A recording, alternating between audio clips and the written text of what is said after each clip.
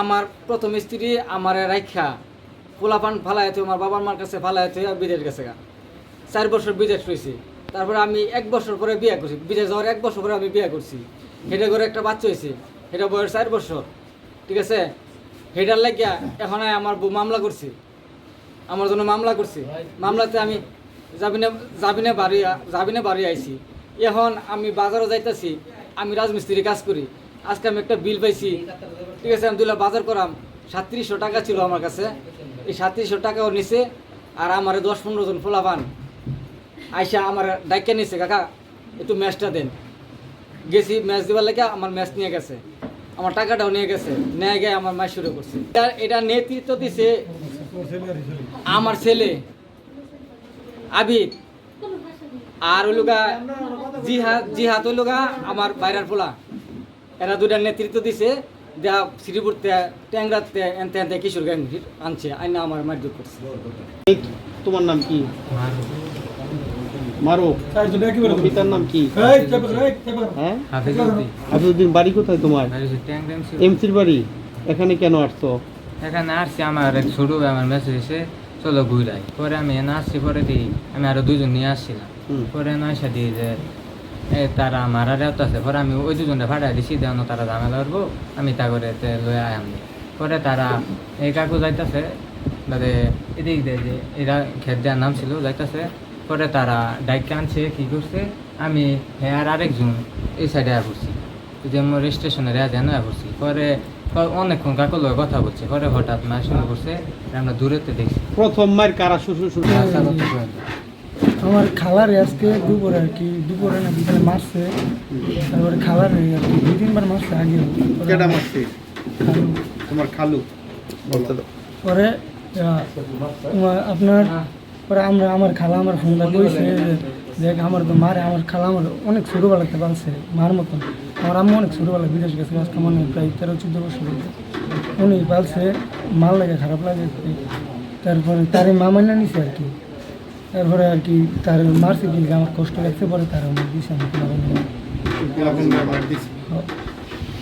বিগত মানে কি বলতাম, যেমন 25,000 বার মনে বিচার গায়ে হাত তুলে, তার মেয়ের গায়ে হাত তুলে, এবং কি পোলাবান উড়ায় দেয়। মানে বিধি আসাদের মা পর্যন্ত বাড়ি থাকতে পারে না মহিলা। তারপরে তখন যে আমি দেখি যে মারছে, তারা মারধর করছে, তখন আমি বলছি আগে সেটা আমি বলছি যে তুই কিরম আমার প্রতিদিন মারস, আমিও তোরে তা মারা, এটা আমি কইছি। তারপরে আজকে সামান্য একটু গন্ডগোলের কারণে তার বোনের ছেলে, ছোটো বোনের ছেলেরে ফোন দিছে যে আমার তো অনেক মারধর করছে। আসলে কেউ মারধর করে, আমি ছিলাম ওই জায়গায়, মারধর করে নাই। ফোন দেওয়ার পরে যে আমার মারধর করছে, এটা এই তোর খালুরে একটা মানে শায়েস্তা কর যেভাবে হোক। পরে এই ছেলে শ্রীপুরের একটা ছেলে জাকারিয়া নাকি কিশোর গ্যাংয়ের মনে হয় অধিনায়ক, হ্যাঁ কিশোর গ্যাংয়ের প্রধান। এবারে দিয়া পরে একটা অ্যারেঞ্জ করে পোলাপান 10-15 জন পোলাপানে লাঠি সুরা নিয়ে ওই লুকায় রাখছে আর কি স্টেশনের পিছনে। পরে যখন ওইজন বাজার করতে যায়, তখন আটকায় ওরে এখানে ওদের মধ্যে হামলা করে অনেক মারধর করছে, অনেক মারধর করছে। আমাদের এলাকায় এইরকম ঘটনাই প্রথম, যে কোনো স্ত্রী তার স্বামীকে মারার জন্য কিশোরগঞ্জ ভাড়া করে নিয়ে আসছে। আমরা চাই যে কিশোরগঞ্জের নির্দিষ্টভাবে বিচার হোক। এবং কিশোর গ্যাংকে ফোন করে জড়ো করেছে, 10-12-13 জনের মতো কিশোর গ্যাং এখানে আসে। আসার পরে মোহাম্মদ আসাদ মিয়াকে অতর্কিত হামলা করে, এবং অতর্কিত হামলা করার পরে এলাকাবাসী এর মধ্য থেকে 4 জনকে আটকে রাখে এবং বাকি সদস্যরা পালিয়ে যায়।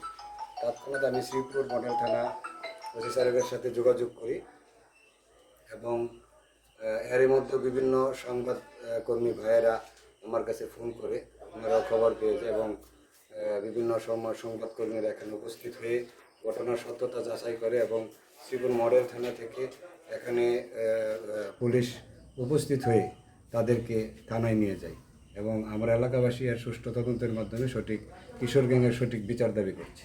আচ্ছা, আরেকটা বিষয়, এই যে না, এটা তো আসলে খুবই, এটা আমাদের জন্য খুবই দুঃখজনক, এবং আমাদের এই এলাকার জন্যও এটা, আমরা যারা জনগণ আছি সকলেই এই বিষয়ে নিন্দা প্রকাশ করেছে যে আসলে স্ত্রী স্বামীর বিচার চাইতে পারে, বিভিন্ন বিচারের বিভিন্ন জায়গা আছে, কিন্তু নিজের সন্তান ও ভাইপুতের মাধ্যমে সে যে কর্মটি করেছে কিশোরগঞ্জের মাধ্যমে এটা নিন্দনীয়।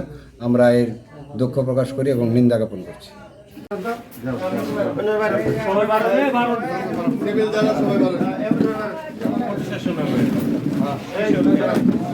হ্যাঁ